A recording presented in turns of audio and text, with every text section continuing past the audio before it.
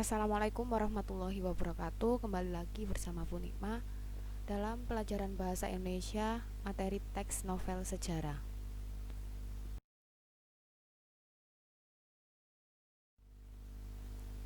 Perlu kita ketahui bahwa sastra dan sejarah. Sastra bukanlah sejarah dan atau sebaliknya bahwa sejarah bukanlah sastra.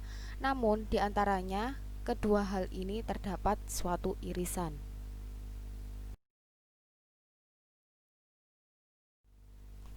Kompetensi dasar yang harus kita capai pada pertemuan kali ini, yang pertama, mendata informasi penting dalam novel sejarah.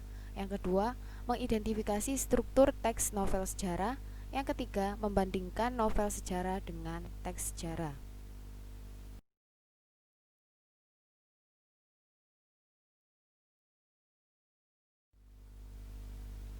Novel sejarah adalah novel yang di dalamnya menjelaskan dan menceritakan tentang fakta kejadian masa lalu yang menjadi latar belakang terjadinya suatu yang memiliki nilai kesejarahan.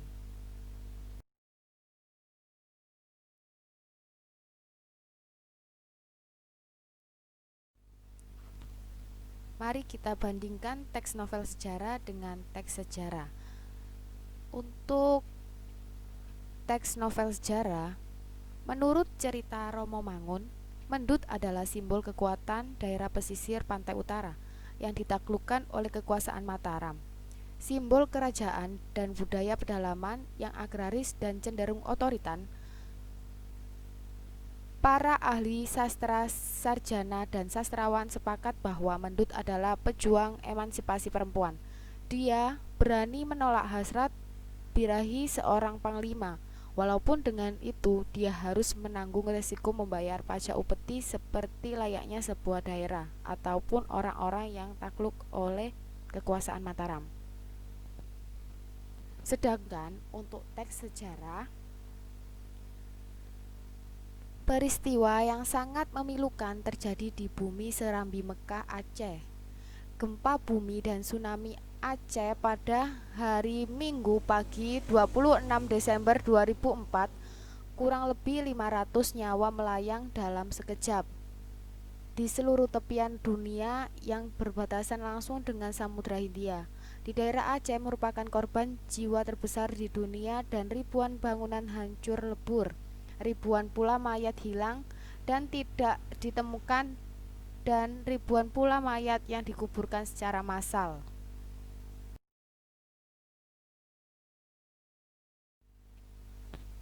Dari teks di atas kita bisa membandingkan bahwasanya perbedaan teks novel sejarah dan teks sejarah sebagai berikut. Yang pertama, untuk teks novel sejarah, tokoh pada novel sejarah tidak nyata, sedangkan teks cerita sejarah, tokoh pada teks cerita sejarah nyata. Untuk yang kedua, perbedaan teks novel sejarah, kejadian pada novel sejarah tidak sepenuhnya nyata, berarti dapat pula imajinasi dari penulisnya. Sedangkan teks cerita sejarah, kejadian pada teks cerita nyata sepenuhnya dan benar-benar terjadi. Yang ketiga, untuk teks novel sejarah, sumber atau data pada novel sejarah sebagian besar berasal dari penulisnya. Jadi hanya sebagian kecil yang benar-benar nyata dan biasanya hanya merupakan inspirasi saja. Sedangkan teks cerita sejarah, sumber atau data pada teks cerita nyata benar-benar berasal dari fakta yang relevan dan valid. Dan yang terakhir, untuk teks novel sejarah termasuk dalam karya sastra, sedangkan untuk teks cerita sejarah termasuk dalam karya ilmiah, merupakan suatu penelitian.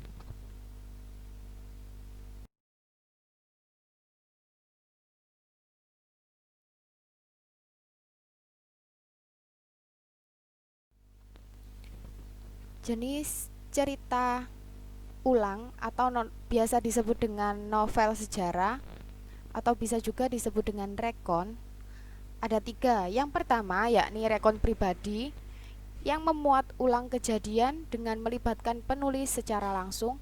Yang kedua, Rekon faktual, memuat kejadian faktual seperti eksperimen ilmiah. Yang ketiga, rekon imajinatif, novel ulang yang memuat cerita, imajinasi, dan lebih rinci. Nah, untuk teks novel sejarah masuk dalam rekon imajinatif.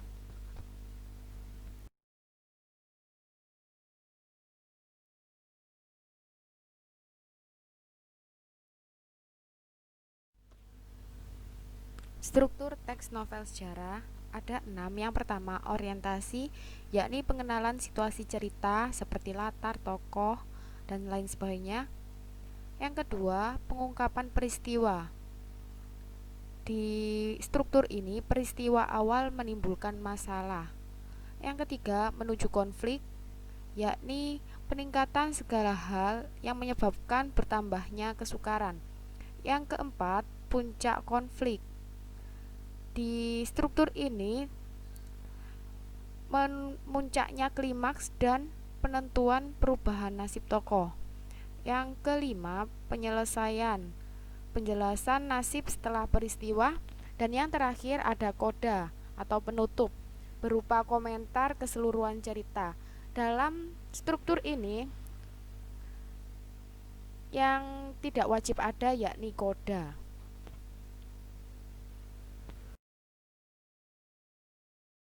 Selanjutnya, kita akan menganalisis kebahasaan novel sejarah.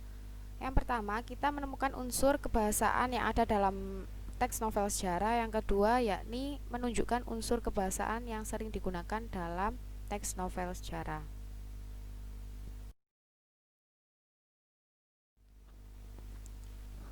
Ciri kebahasaan teks novel sejarah yang pertama, menggunakan kalimat bermakna lampau. Yang kedua, menggunakan konjungsi temporal. Yang ketiga, menggunakan kata kerja material. Yang keempat, menggunakan kata kerja yang menunjukkan kalimat tak langsung. Yang kelima, menggunakan kata kerja mental. Yang keenam, menggunakan banyak dialog. Dan yang terakhir, menggunakan kata-kata sifat. Berikut penjelasan lebih rinci mengenai ciri kebahasaan teks novel sejarah. Yang pertama, menggunakan kalimat bermakna lampau. Seperti dicontohkan di slide, ada prajurit-prajurit, ada tuan, dan lain sebagainya. Yang kedua, menggunakan kata yang menyatakan urutan waktu atau konjungsi temporal. Konjungsi temporal yakni konjungsi yang menyatakan urutan waktu atau kronologis, seperti sejak, saat itu, setelah itu, mula-mula, kemudian, dan lain sebagainya. Contohnya ada, setelah juara gulat itu pergi, sang adipati bangkit dan berjalan tenang-tenang masuk ke kadipaten. Untuk konjungsi temporalnya adalah setelah. Yang ketiga, menggunakan kata kerja material. Kata kerja material adalah kata kerja perbuatan fisik atau peristiwa. Terdapat partisipan yang melakukan sesuatu dan juga terdapat sasaran. Contoh, di depan Ratu Piksuni Gayatri yang berdiri, Sri Gitarja duduk bersimpuh. Untuk kata kerja materialnya yakni berdiri dan bersimpuh.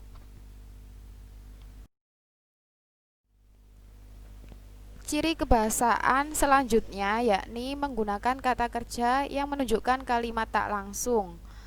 Kalimat tak langsung yakni kalimat yang menceritakan kembali pembicaraan seseorang, pikiran, opini, keputusan, pertanyaan, dan lain-lain.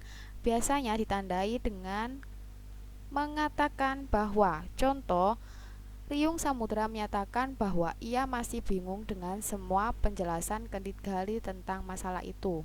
Nah, yang menunjukkan kata kerja kata kalimat tak langsung yakni menyatakan bahwa. Untuk ciri kebahasaan selanjutnya menggunakan kata kerja mental. Kata kerja mental yakni ungkapan perasaan yang diwujudkan dalam tindakan. Contohnya, Gajah Mada sependapat dengan jalan pikiran Senopati Gajah Enggon. Untuk kata kerja mental yang lain seperti mengagumi, mencintai, menyetujui, dan lain sebagainya. Untuk ciri kebahasaan selanjutnya, yang keenam yakni menggunakan banyak dialog. Dialog yakni percakapan dua orang atau lebih ditandai dengan kalimat langsung menggunakan tanda petik dua. Contoh, ampun Gusti Adipati, patik takut maka patik bakar. Nah, di situ kan ada tanda petik dua yang mengapit sebuah kalimat. Untuk ciri kebahasaan yang selanjutnya menggunakan kata-kata sifat. Kata yang dapat digabungkan dengan kata lebih dan sangat. Contohnya, tubuh prajurit yang gemuk dan subur seperti kecamba.